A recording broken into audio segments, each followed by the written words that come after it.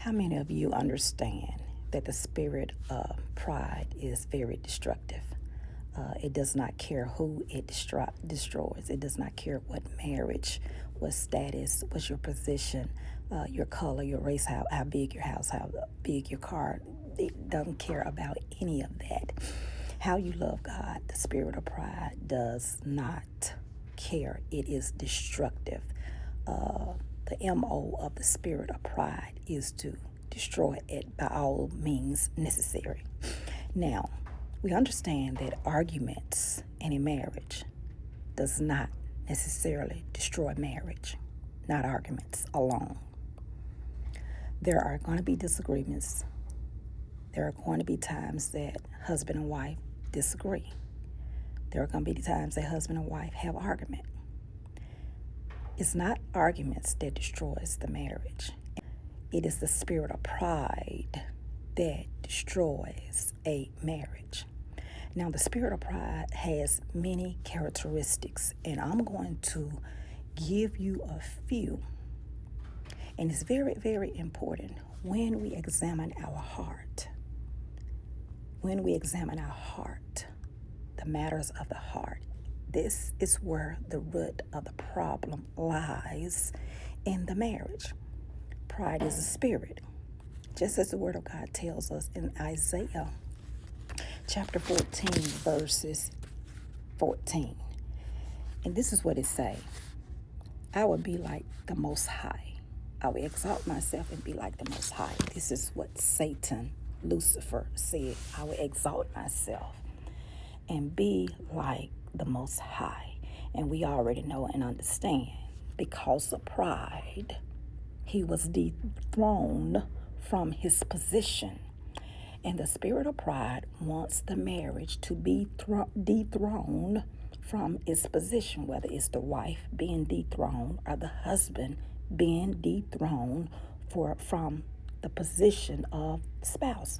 The enemy wants you to fall in the marriage. I'm going to give you these characteristics, a few characteristics of pride.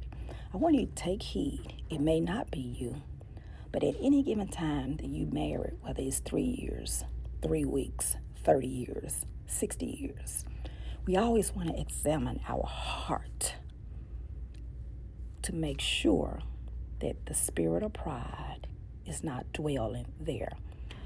Pride is exemplified in one's actions, but we must not attack the person. It's the spirit that is in operation. Now, the spirit of pride, these are characteristics of the spirit of pride. First, what is the spirit of pride?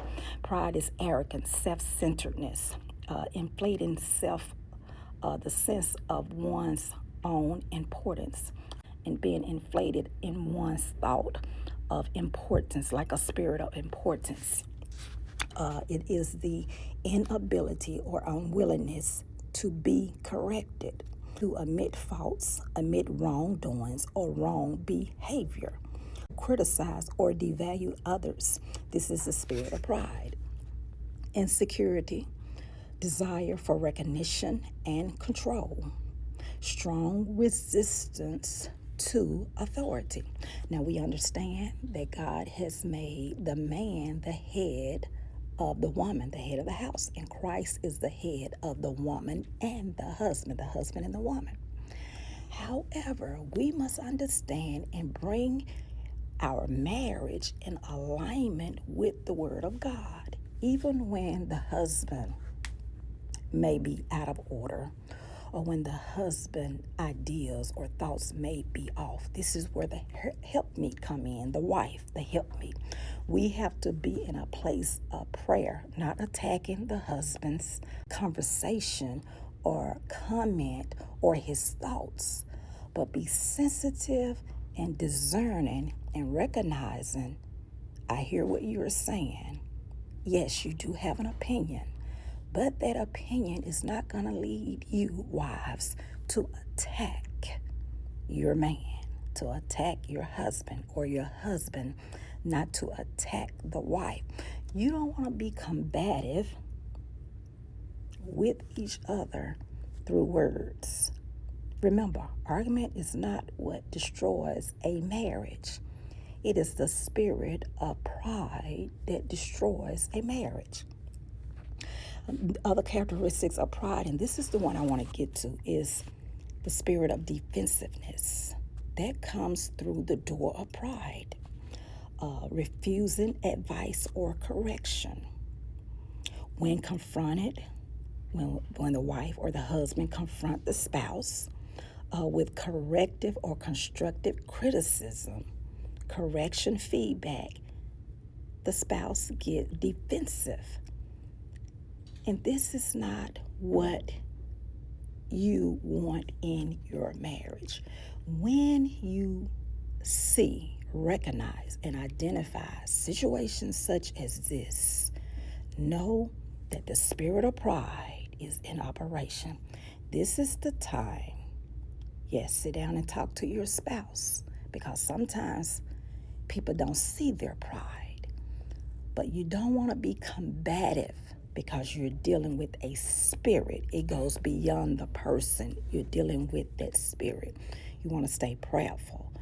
You want to go into spiritual warfare on behalf of the spouse, on behalf of your marriage. And you want to bind the power, the strong man of the spirit of pride or the spirit of haughtiness.